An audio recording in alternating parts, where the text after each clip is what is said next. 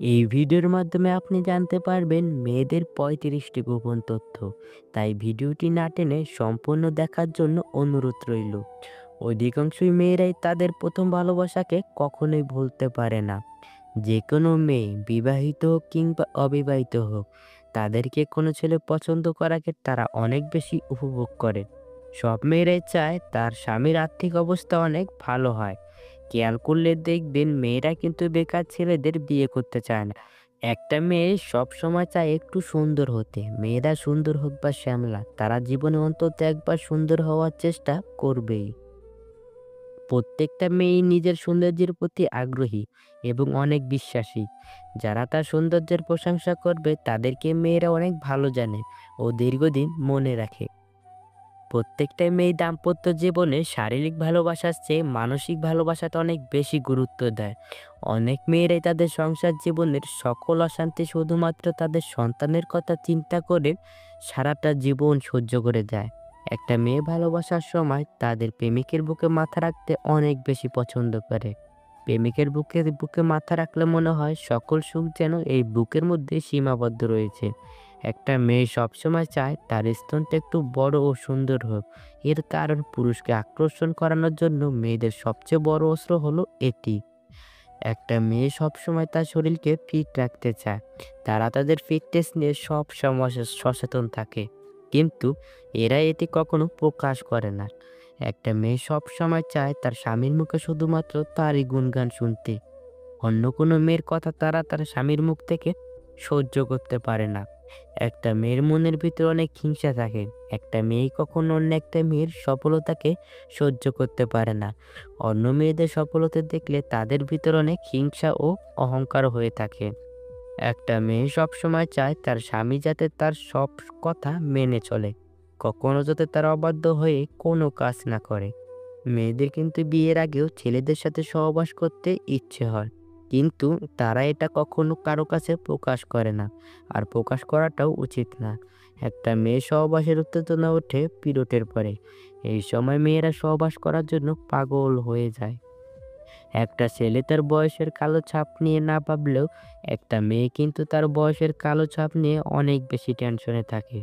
কিন্তু এটা কারো কাছে প্রকাশ করে না। প্রতিটা মেয়ে তার দেহের ওজন নিয়ে অনেক চিন্তায় থাকে। এর কারণ এই সমাজে মোটা মেয়েদের বিয়ে হতে খুব কষ্ট হয়। এই জন্য তারা কখনোই মোটা হতে চায় না, সবসময় স্লিম থাকতে চায়।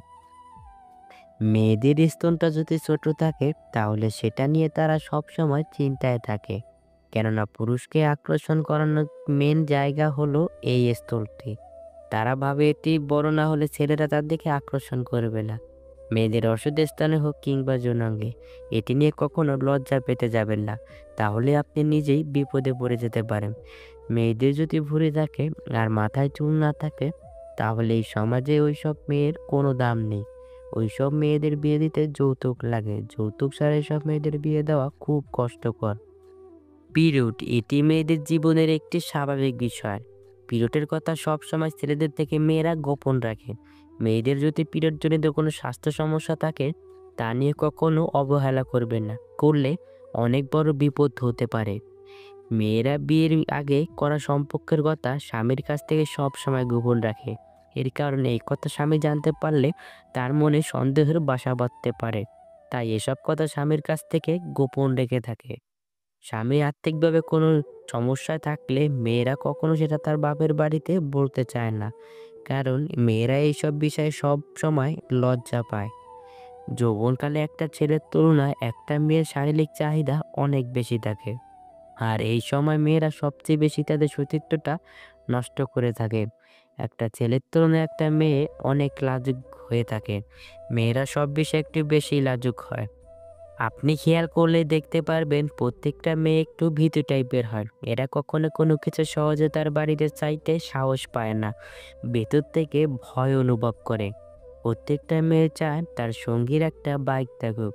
মেয়েদের বাইকে করে ঘোরার অনেক শখ। মেয়েরা চায় তার সঙ্গীকে জড়িয়ে বাইকে করে ঘুরতে। একটা উঠতি বয়সী মেয়ের সামনে যদি কোনো উত্তেজনামূলক কথা বলেন, তাহলে কিন্তু তার ওই জায়গা দিয়ে রস বের হতে থাকে। আর এই সময় মেয়েরা সহবাস করতে চায়। প্রতিটা মেয়েই বেশিরভাগ ক্ষেত্রে তার সঙ্গীকে সব সময়ের জন্য কাছে পেতে চায়। সঙ্গীরা যদি তাকে রেখে দূরে চলে যায় তাহলে এটা তারা কখনো পছন্দ করে থাকে না। প্রতিটা মেয়ে ঘোরাঘুরি করার অনেক শখ থাকে। প্রতিটা মেয়ে চায় তার সঙ্গীর হাত ধরে হাঁটতে।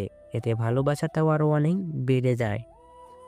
প্রতিটা মেয়েই খুব ছোট ছোট জিনিসেই খুশি হয়। মেয়েদের খুশি করার জন্য কখনো বড় কিছুর দরকার হয় না। যেমন ধরুন, এক মুঠো চুড়ি, দুটো গোলাপ, চকলেট দিলেই মেয়েরা খুশিতে আত্মহারা হয়ে যায়। বেশিরভাগ মেয়েরা এক পুরুষ আসক্ত হতে চায় না। এটা মেয়েদের একটি জন্মগত সমস্যা। আবার কোনো পুরুষ থেকে যদি বেশি কেয়ারিং পায় তাহলে তারা ওই পুরুষকে অনেক বেশি কষ্ট দেয়। প্রতিটা মেয়ে পরিষ্কার পরিচ্ছন্ন থাকাটা নিয়ে সব সময় সচেতন থাকে। এর কারণ, একটা মেয়েকে পরিষ্কার পরিচ্ছন্ন থাকতে তাকে দেখতে অনেক সুন্দর লাগে। সব মেয়েরা ঘরকে সবসময় গুছিয়ে রাখতে জানে। একটা মেয়ে ভালো হবে নাকি খারাপ হবে তা সম্পূর্ণ ডিপেন্ড করে তার মায়ের চরিত্রের উপর। কেননা একটা মায়ের চরিত্র যেমন হবে, একটা সন্তান তার দেখা দেখি ঠিক একই চরিত্রের হবে। তাই সন্তানকে মানুষের মতো মানুষ করার জন্য সুন্দর চরিত্র মায়ের প্রয়োজন হয়ে থাকে। বুদ্ধিমান মেয়েরা তার বাজে অভ্যাসটা সব সময় সবার কাছ থেকে লুকিয়ে রাখে। এইসব মেয়েরা তার সংসারের অভাবের কথা কখনো কারো কাছে প্রকাশ করে না, কারণ তার স্বামীর সম্মান মানে তার নিজের সম্মান এটা মনে করে। একজন উত্তম জীবনসঙ্গী খুব গুরুত্বপূর্ণ জীবনে। আপনার জীবনে যদি আপনি একজন সৎ এবং সুন্দর স্ত্রীকে বিয়ে করতে পারেন তাহলে সে কখনোই আপনার খারাপ চাইবে না।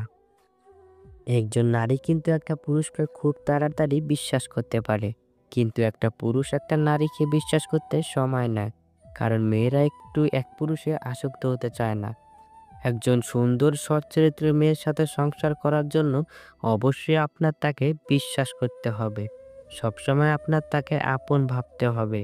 আপনি যদি তাকে আপন ভাবতে না পারেন তাহলে সেই সংসার কিন্তু বেশি দিন লাস্টিং করবে না।